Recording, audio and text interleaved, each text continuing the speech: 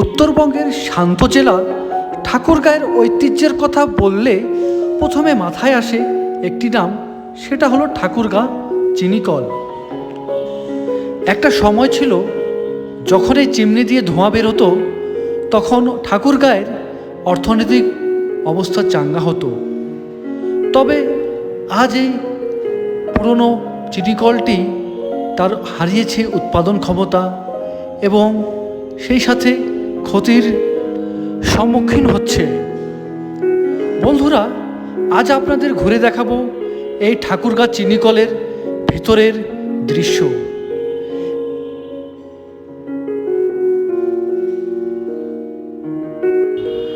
ঠাকুরগাঁ জেলার আশপাশ থেকে সংগ্রহ করা হতো চিনিকলের প্রধান উপকরণ আখ।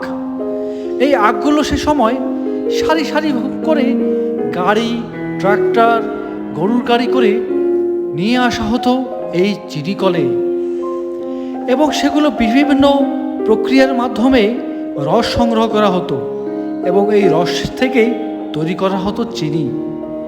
এবং রস সংগ্রহ করার পর এর উচ্ছিষ্ট অংশ জ্বালানি হিসেবে ব্যবহার করা হতো। কৃষকদের কাছ থেকে সংগ্রহ করা এই আখগুলো প্রথমে এই বিশেষ যন্ত্রের মাধ্যমে ঢোকানো হতো বিশাল এক কারখানায়। সেখানে বিভিন্ন প্রক্রিয়ার মাধ্যমেই তৈরি করা হতো চিনি। আধুনিকায়নের এই যুগে উন্নত প্রযুক্তির কাছে হার মানতে বসেছে এই পাকিস্তান আমলে তৈরি চিনিকলটি।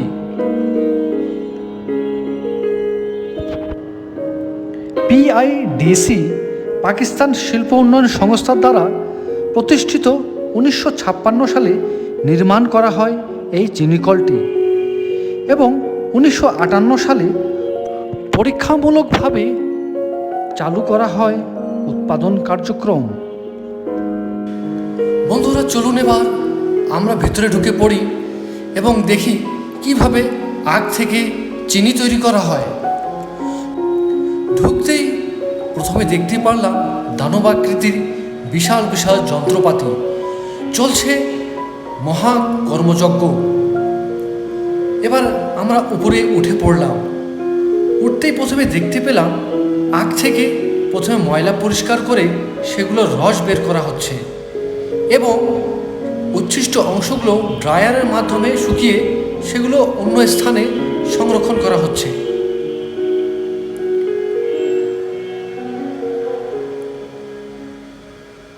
এবং আরেক পাশে দেখতে পেলাম সিঁড়ি দিয়ে উঠতেই বিশাল আকৃতির একটি যন্ত্র। এই যন্ত্রের চাপেই আখ থেকে রসগুলো বের করা হয় এবং এই যন্ত্রপাতি পরিচালনার কাজে নিয়োজিত আছে শত শত মানুষ।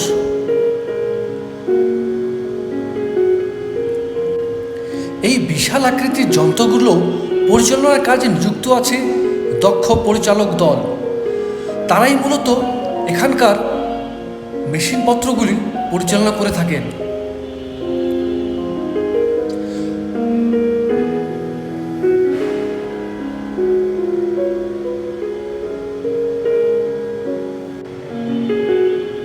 এবার আরো একটু সামনের দিকে এগিয়ে যাই। এগিয়ে যেতেই দেখতে পেলাম আরো একটু সিঁড়ি। এই সিঁড়ি বেয়ে উপরের দিকে ওঠার সাহস আর হচ্ছিল না, কারণ কখনো আমি এত ভারী ভারী যন্ত্রপাতি একসঙ্গে দেখিনি।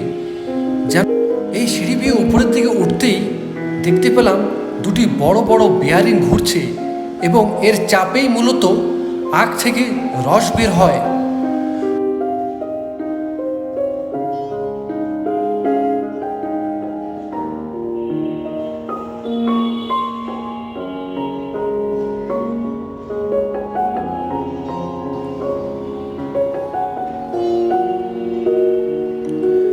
এখন বন্ধুরা, আমরা দেখতে পাচ্ছি এই বিশাল আকৃতির যন্ত্রটি ঘুরছে এবং বিশেষ প্রক্রিয়ায় আখ থেকে রসগুলো বের হচ্ছে।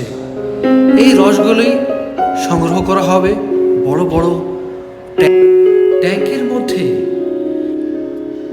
আখের রসগুলি এই বড় ট্যাঙ্কের মধ্যে সংরক্ষণ করা হবে এবং পরে বয়লারের মাধ্যমে উত্তর তাপে এই রসগুলোই পরবর্তীতে চিনিতে পরিণত হবে। দেখুন বন্ধুরা, কি বিশাল বিশাল এক একটি যন্ত্র, ভিতরে ঢুকলেই যেন মাথাটা ঘুরে যায়।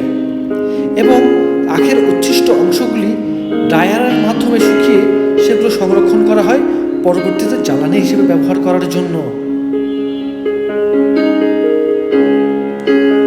ঠাকুরগাঁ রোড বাজারের পাশেই প্রায় 95 একর জায়গার উপর এই বিশাল আকৃতি কারখানাটি অবস্থিত।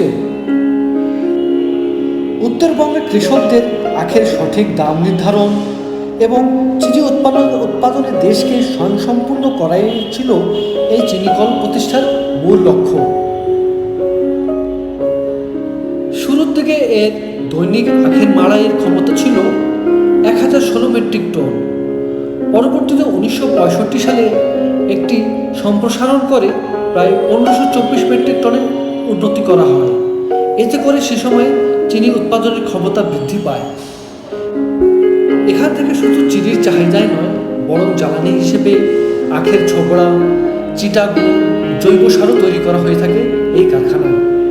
একটা সময় এখানে হাজার হাজার কর্মী কাজ করত, হয়েছিল অনেক মানুষের কর্মসংস্থান। কিন্তু কালের বিবর্তনে আর আধুনিকায়নের ছোঁয়ায় এই পাকিস্তান আমলের কারখানাটি আজ হারাতে বসেছে প্রাচীন ঐতিহ্য। বর্তমানে এই চিনিকলটি লসের সম্মুখীন হচ্ছে। এর কারণ হিসেবে বর্তমানে কৃষকরা আখের পরিবর্তে তামাক চাষে বেশি আগ্রহ প্রকাশ করছে এবং দীর্ঘদিনের পুরনো যন্ত্রপাতির কারণে ব্যয়ভার অনেক বেড়ে গেছে, তাই তারা আজ লসের সম্মুখীন হচ্ছে। আমরা চাব সরকারের বিশেষ উদ্যোগে এই চিনিকলটি ফিরে পাবে তার পুরাতন ঐতিহ্য এবং তা লাভের মুখ দেখবে। সেই আশায় আজ বন্ধুরা আপনাদের থেকে বিদায় নিচ্ছি। দেখা হবে অন্য কোনো নতুন ভিডিওতে। তা বন্ধুরা, আজকের এই ভিডিওটি কেমন লাগলো তা অবশ্যই কমেন্ট বক্সে জানাবেন। নতুন হলে শেয়ার করবেন, সাবস্ক্রাইব করতে ভুলবেন না।